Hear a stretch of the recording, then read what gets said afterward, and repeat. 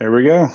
Hello, hello, everyone. Welcome to the 49th Hour podcast. My name is Tommy. I'm joined with John Chapman from the 49ers Rush podcast.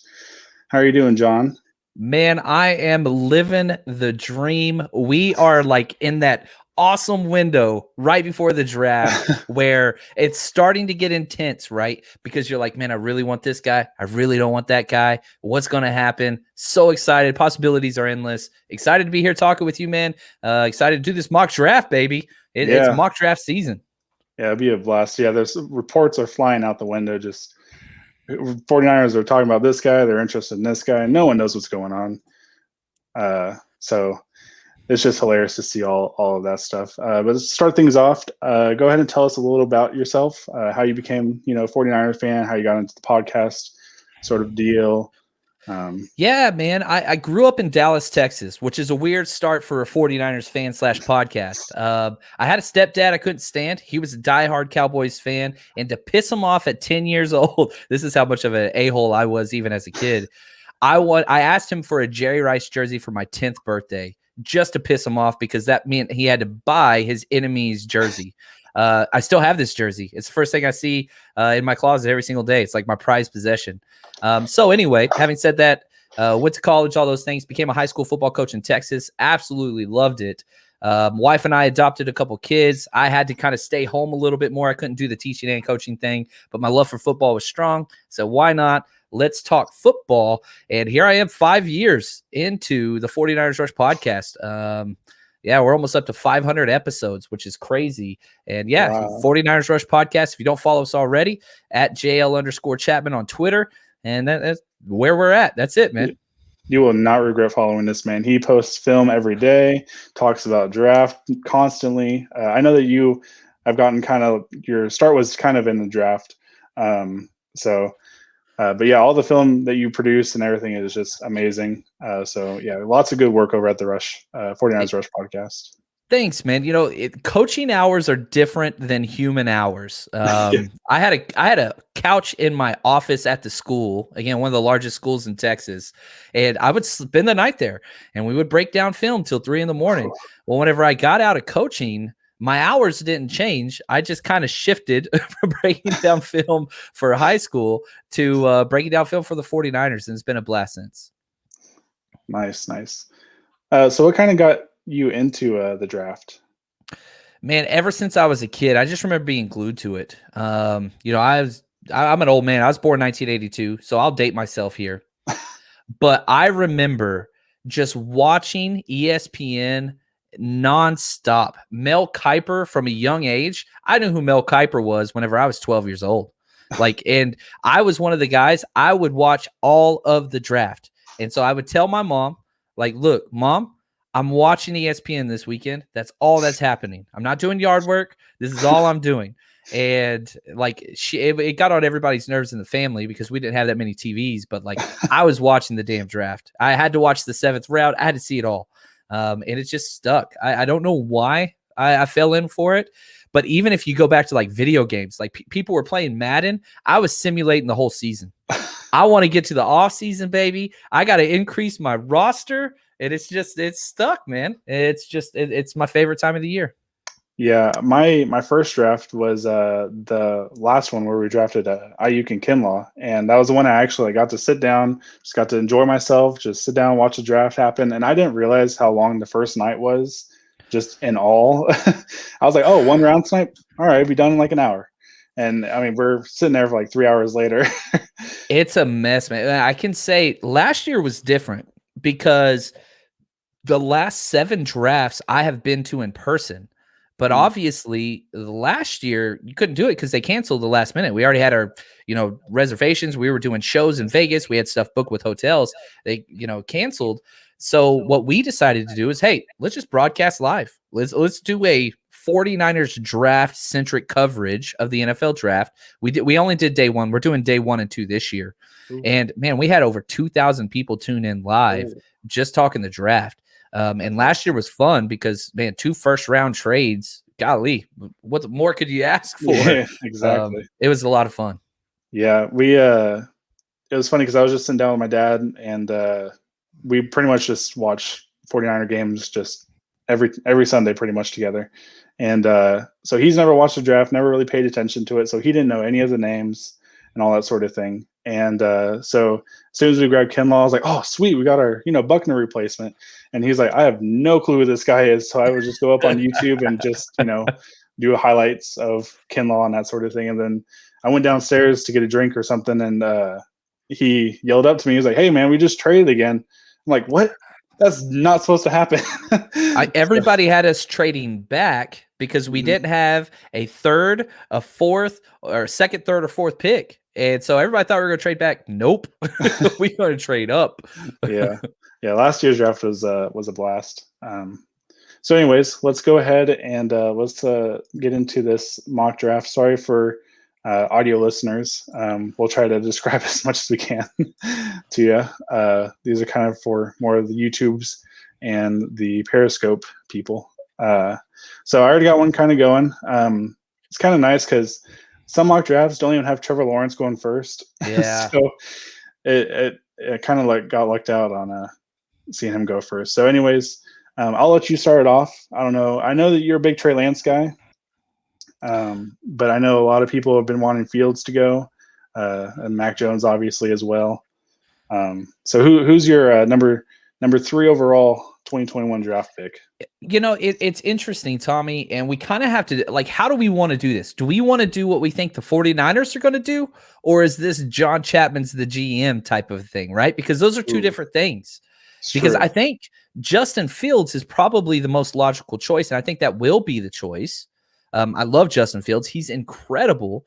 However, if this is a John Chapman GM day, Trey Lance is the guy I'm going with. He's the youngest. He has the strongest arm. He has the fastest track speed of any quarterback, not only in college football, but also in the NFL last year with the GPS tracker and his shoulder pads.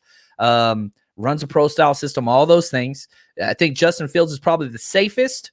But, man, Trey Lance, he excites me a lot. I don't think you can go wrong with either one of these two guys. So even though I'm a team Trey Lance guy, if we get Justin Fields, that is a home run pick. The only thing that I don't want to do is Mac Jones. I'm with most of the faithful. Do I think that he will be a good quarterback? I do. Do I want to trade up to number 3 for him? Hell no, I don't. So that's probably what they're going to do, but I don't think it is. I'm not in the Mac Jones camp. I don't believe. 49ers don't leak.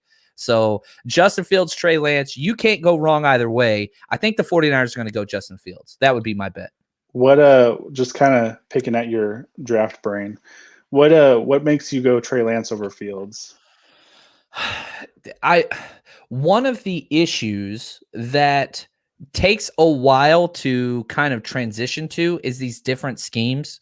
Now, the good news is Kyle Shanahan has worked with Justin Fields at the quarterback collective back when he was in high school. So there's a little bit of a relationship there. Kyle Shanahan's the biggest relationship quarterback out there. Any kind of ties, he's going to jump on it.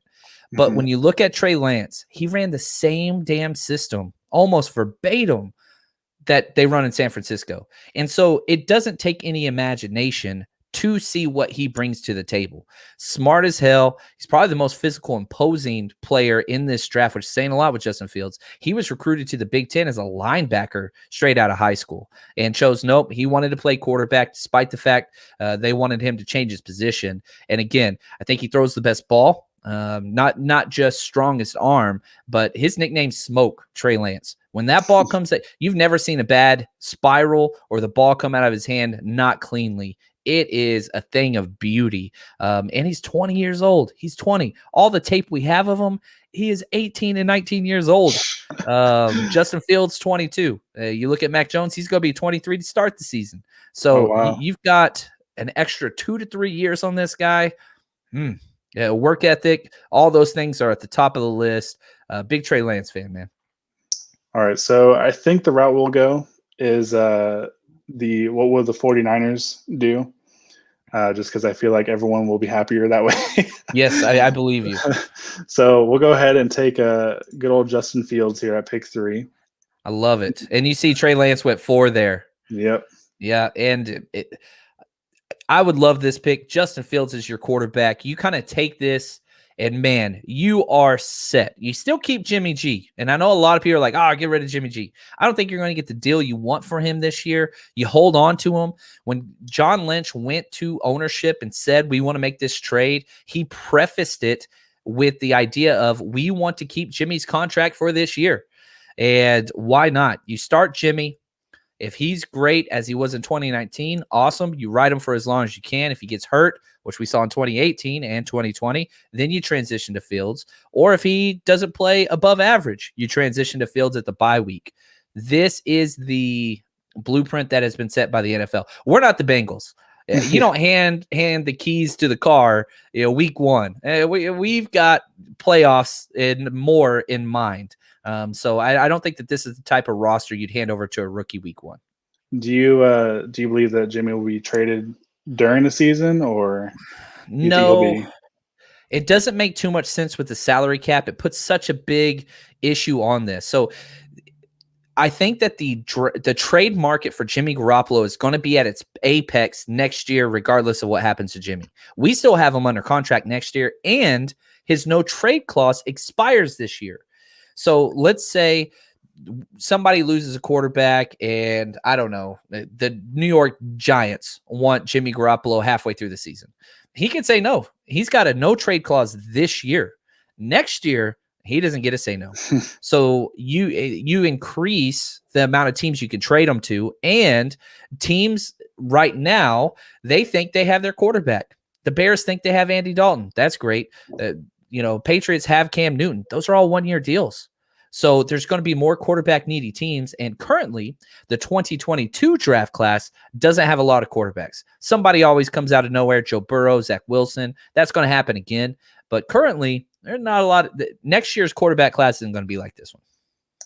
Yeah, that's very true. There was one name, he's on the tip of my tongue. I can't remember him. But I've heard people, this is way before we even traded up to 3, that if we didn't pick a quarterback this year, I can't remember his name. He's going to be in the draft next year. And I mean, people were just going wild about him, just saying that he was going to be the pick next year if we weren't going to grab one this year. But obviously, since we picked up pick 3, I mean, the kind of the big top names, you got Sam Howell from North Carolina. He's a lot of fun. You do have Desmond Ridder, the quarterback from Cincinnati, who I really, really do like. But again, I didn't have a first round grade on him. And so I had a second round grade on him. I liked him, but I wasn't in love with him. We'll have to see if he develops. I think it was smart that he went back. Cincinnati, fun quarterback. Yeah, that was the guy. And again, if you like him, you got to love Trey Lance, because Trey Lance throws a better ball, makes better reads, doesn't turn the ball over as much, and is faster. Yeah, it'll be interesting to see where he ends up going. Obviously, here he went to the Falcons here. Do you think Falcons is a place that he could end up if? Yeah, I think Justin Fields, his floor is number 4. He's from about 10 miles right outside the stadium in Atlanta. Obviously committed to Georgia before he transferred to Ohio State. Yeah, I think Justin Fields, his floor is 4. Lance could fall a little more. I think it takes a little bit of a creative imagination to have Lance there. I don't think a lot of teams have that. Some will be scared away by the level of competition and the lack number of starts. But, quarterbacks going 1, 2, 3, 4, it'd be the first time that's ever happened. It'd be a lot of fun, though. I think it's a possibility. All right, so kind of continuing on with the draft, I'm going to go ahead and pick corner for number 2. We did sign Verrett to a 1-year deal, and we also signed Mosley to a 2-year, was it? Mosley's on a 2-year deal. You have Verrett and K'Wan Williams on 1-year deals. That's not right. A lot of depth there. You got 3 guys. You don't have anything afterwards. Right. So I think I'm going to go with Asante Samuel Jr. I'm kind of doing Zach a favor here. Zach just messaged me. I posted a clip. Let me just read this transition to you. Okay. I just finished an Asante Samuel Jr. breakdown. Mm-hmm. I posted this 50 minutes ago, and it took 30 seconds for Zach to respond in all caps. That's my boy. He has a first round grade on Asante Samuel, and I don't mind that. I have a second round grade on Asante Samuel. He's my number 26 on my big board. I only have 22 first-round grades. So I love Asante Samuel, probably the best change of direction in this draft. Can he play outside in this cover 3 scheme? That's going to be the question. I think he can. He's got the speed for it. Right. Ball skills, he's got it. But he completely blanketed Diami Brown, wide receiver from North Carolina, who I think is the best deep threat in the draft without safety help. So, you have the test, you have the film. I love this pick. I think it would be awesome. And he would back up all 3 corner spots if somebody goes down. Him and Emmanuel Mosley would be competing for a starting spot, but I think Mosley would probably get it week 1 and 2. But as soon as somebody got injured, whether it's nickel, outside corner, he would be the guy that goes in there. Big fan of Asante Samuel. He's a lot of fun. Do you know, I'm not like 100%, I know Asante Samuel front and back, but do you know if he could play slot at all? He could, yeah. His 2019, he played out of the slot almost exclusively. And then in 2020, he transitioned to outside and kind of went with their best defender. But if you're just looking at alignment and you're looking at 2019, he played 628 slot snaps out of 815. So he was almost exclusively. Then you go to 2020, 15 slot snaps. He went completely outside. So, yeah, there's no question. 5'10", you look at his kind of metrics with what he has, 5'10", 180, but he ran a 4.38 speed check, 35-inch vertical. Yeah, he's fine there. So I think that he has enough to play outside. You look at Emmanuel Mosley, I think he's fit 5'11". It's not ideal. You want the 6'1", 6'2" corner outside in the system, but Jason Verrett, 5'10". I mean, you have that. You can see it. It's just not the perfect height, weight, speed that you would want there. Right. All right, so going on, this is round 3, pick 102. And I forgot to mention, we're not going to do any trades in this draft. We're just going to keep it plain and simple, just taking all the all the picks as is, just to simplify things for audio listeners and that sort of thing, so they don't get mixed up on pick, whatever. So no trades, just plain and simple draft. So go ahead and on round 3, who are you picking, John? Yeah, let's look at the big board and kind of give some people some options. So let's go position by position. Obviously, interior offensive lineman has to be near the top of the list. So there are some guys here that kind of make a little bit of sense. You've got Ben Cleveland from Georgia. It's a little bit more of a power scheme. Deontay Brown. There's really not a lot of guys here that I'm like, you know what? I really, really want this. So let's check offensive tackle. Let's just see if somebody fell. Again, Walter Little's there. Now, this is a huge one. Walter Little was the number 1 offensive tackle out of high school. He was at the top of the list. Problem is, he's been injured 2 out of 3 seasons. You had one really good rookie or freshman year out of him. A lot of people are going to have second-round grades on him, but you haven't seen him play in 2 years. This is about where he would go. We're at pick 102. Now, are you willing to take this? And if Mike McGlinchey maybe doesn't take that next step, this is somebody that would step in. Again, you got the Stanford ties with John Lynch. It makes a lot of sense. He's a perfect fit, and he's a big high end. So you're in the back end of the 3rd round. You're looking at these guys saying, who's going to be a difference maker? The 49ers got a pretty damn good roster. This is a guy that could compete for a starting tackle job. So let's put him on the back burner here. Let's look at the edge position. I think edge and wide receiver, those are the other 2 spots that are going to be kind of important. Victor Dimukeje, I like him out of Duke. I think this is a little too early. I have a 4th-round grade on him. Rashad Weaver out of Pittsburgh. There's some guys there. Nobody's really jumping off here. All right, so let's check wide receiver. And let's see there. We do not have a wide receiver 3. It doesn't exist. And so that is a problem. Again, you got some more Stanford guys there. You look at Simi Fielko. That dude, he's a lot of fun. Big play wide receiver that just, basically like a fullback. He's a slimmer George Kittle, but same type of mindset and playing personality. There are some guys that are there for sure. I'll tell you what, man, nobody's really fallen where I was hoping that they would fall. I was hoping Amari Rodgers. I don't think he's going to really make it this far. And so that's kind of the rough spot that we're at. Nico Collins is gone. It's just kind of a rough spot right now. But What are you going to do? You've got to get somebody in there. I'm going to say, you know what? I'm going to take a little bit of a stretch. People might be mad at me. That's okay. I'm going to go Walter Little here. I want that offensive tackle. Probably just an insane height ceiling type pick that, man, you plug him in. This is the best case situation that he could possibly go to. 6'7", 309, made for the zone, exactly what we do, the outside zone system. And you just sit him. This is a free pick. That 3rd round pick is free. We got that from Robert Saleh. So why not? Strengthen the thing. You can walk away from McGlinchey the following year. No problem. You don't have to worry about it. Yeah, it definitely beef. What am I trying to say? It definitely beefens up the. That's probably not even a word, but it strengthens the O-line, the depth for sure. I mean, we even have School over there, and I'd probably even play Walker Little at this point over School. I think I would too. And yeah, you're exactly right. So you're addressing positions of need. You know, you got corner, you got QB. We still need a wide receiver. Now we're into the 4th round, pick 117. Talk me up on your boy Daz Newsome, man. I don't know. I've been watching a lot of Daz Newsome lately, and he's just kind of been someone that's just piqued my interest. He is. Let me get his specifics here. He is 5'11", 190. Just right out of North Carolina.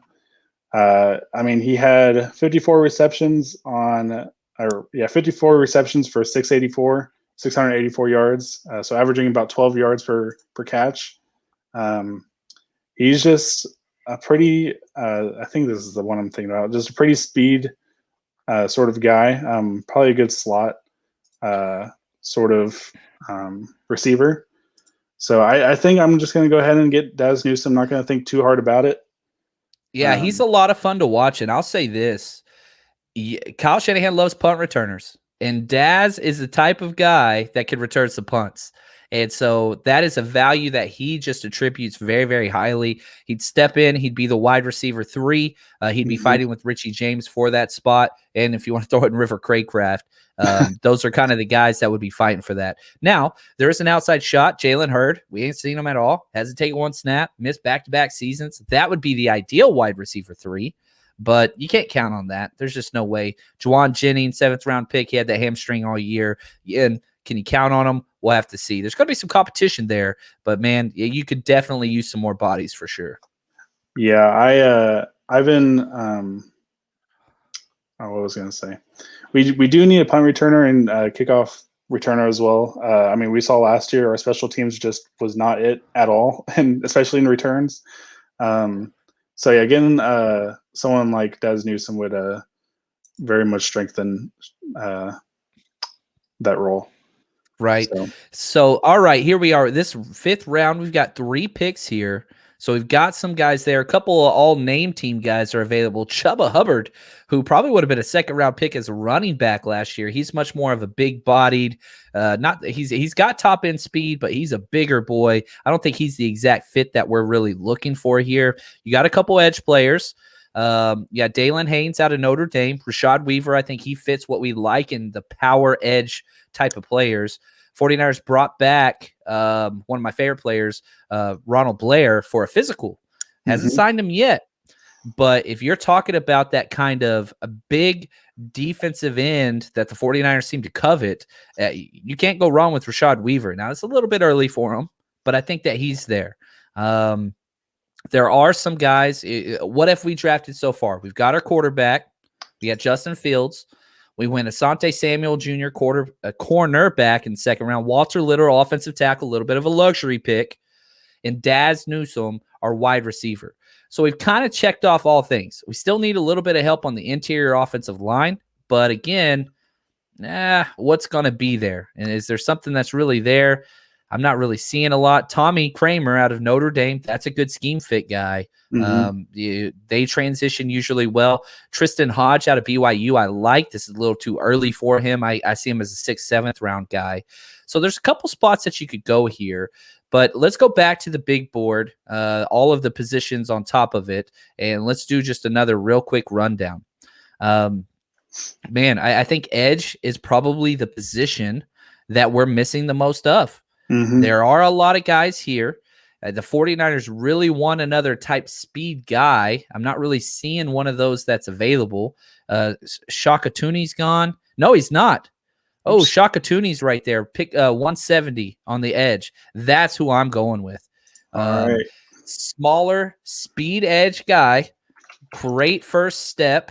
He's going to be a situational pass rusher. Very similar. We just brought in Ibakam. He's going to play that role. But now you've got these two guys that if you want to go all Jets on the outside, you can do that. I think that fits the mold. 5th round's a little early for Shaka Tooney, but he's a perfect scheme fit. Elite first step off the line. I think he would fit perfect. Yeah, 6'3", 252. You can't really beat it. So, yeah, that would definitely strengthen the edge position as well. I'm kind of stuck because I've been thinking about going safety just for some depth there. All right. Speaking my language. We'll go ahead and see who's available there. There's a safety I really, really like right here. I told you where I grew up now, so you got to remember that. Let's see. Caden Stearns, he's from Texas. Oh, my gosh. He is one of the best just safeties out there, period. Now, the thing is, he is very developmental, but he's so versatile. He could play linebacker if you wanted him to. 6 foot 210. He's a thumper. I think that his ideal role is that strong safety spot. He could play free. Amazing instincts. I really, really like him. He just didn't have the ball production that you were hoping for. But, man, he will come up and fill in a second. I really like Caden Stearns. I'd be happy with him in the 4th round, him in the 5th round. I don't think safety is really a big need, long-term perhaps. But we've got 4 safeties on the roster already. But Caden Stearns, I would be very, very happy with him in the 5th.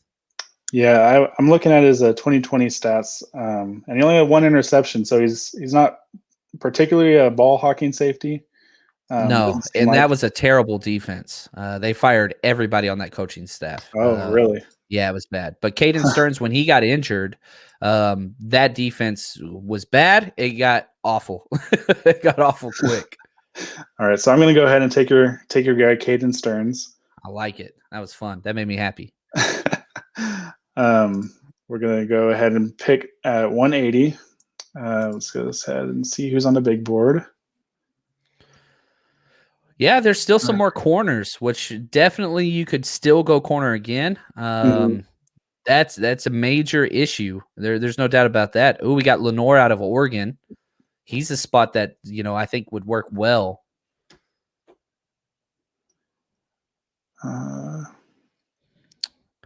Diamador Lenore, one of the coolest names of all time. You just call him Lenore just because it's easier. Diamador, there we go. But 5'11", 202. Again, he's a sub-package guy. This is kind of where we're getting into.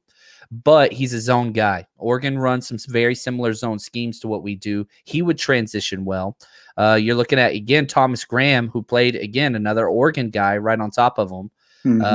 That's a spot that you could go as well. I like Lenore a little bit more. I have him rated higher on my depth chart, but again, a lot of this is just kind of the fits that you like. Some people love Thomas Graham, and I'm cool with that.